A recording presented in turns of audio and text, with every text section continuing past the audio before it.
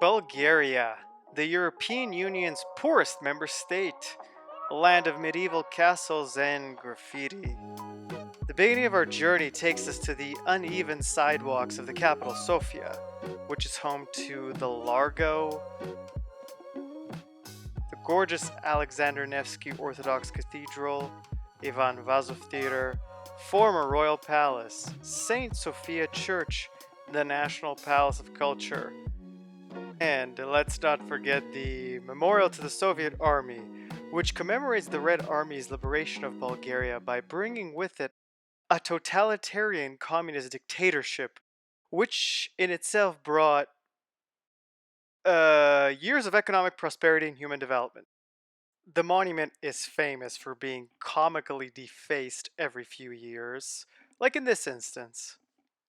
Tourists, make sure you do not stray too far from Sofia's center, as what awaits you on the outskirts is the endless architectural diarrhea of what is known colloquially as the panelki, or communist apartment blocks.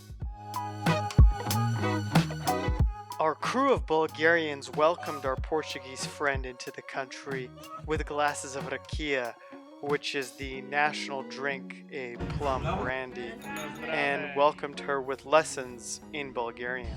Awesome. Taxi. Then it was time to hit the road. The next stop in our journey was the Bulgarian Black Sea. All I need is love tonight.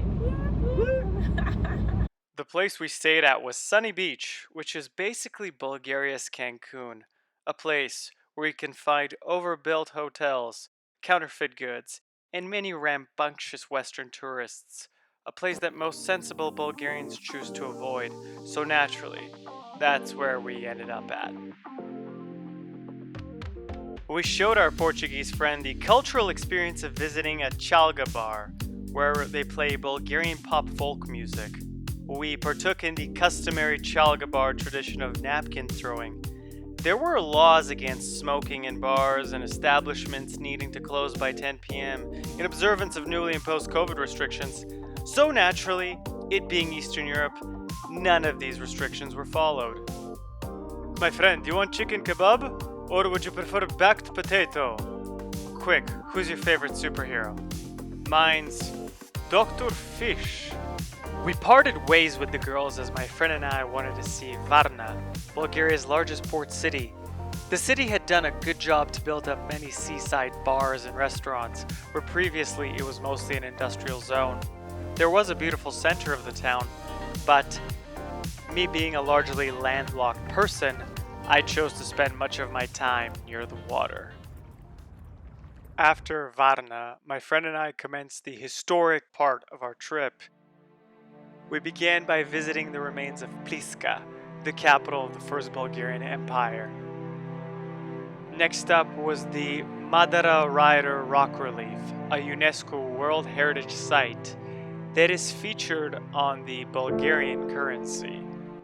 Thereafter, we visited the founders of the Bulgarian State Monument near the city of Shumen. The concrete cubist monument intimidatingly stood several stories tall. Next to the monument, a relic from my past, the Turkish toilet. Many childhood bathroom sessions at these toilets is the secret to my exceptional Slav squat form. We visited the small city of Veliko Tarnovo. Situated on top of several hills, it was the perfect location as the capital of the Second Bulgarian Empire. I immediately fell in love with the city, especially the center, which had numerous examples of the National Revival architectural style. We explored every nook and cranny of the well-restored Tsarevets Fortress. We climbed up the tower where, legend has it, Baldwin I was supposedly imprisoned.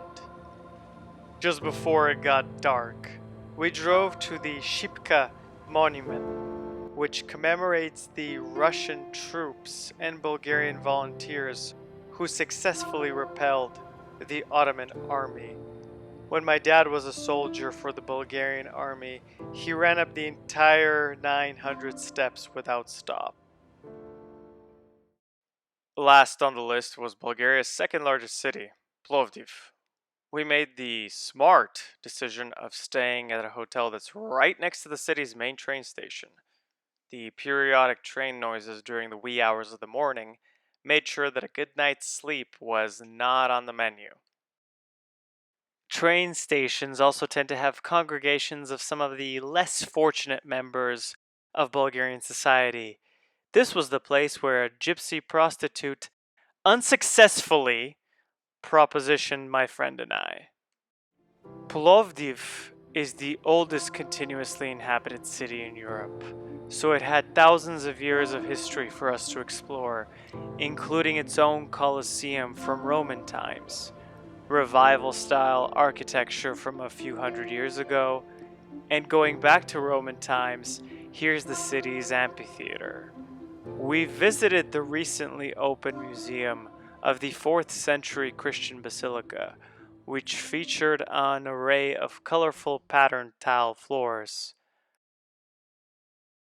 But then it was time to get back in the car as our trip was nearing its end. I was left with great impressions of my homeland and an itch to explore even more of the country's rich history. So, Bulgaria, until next time, and to be continue.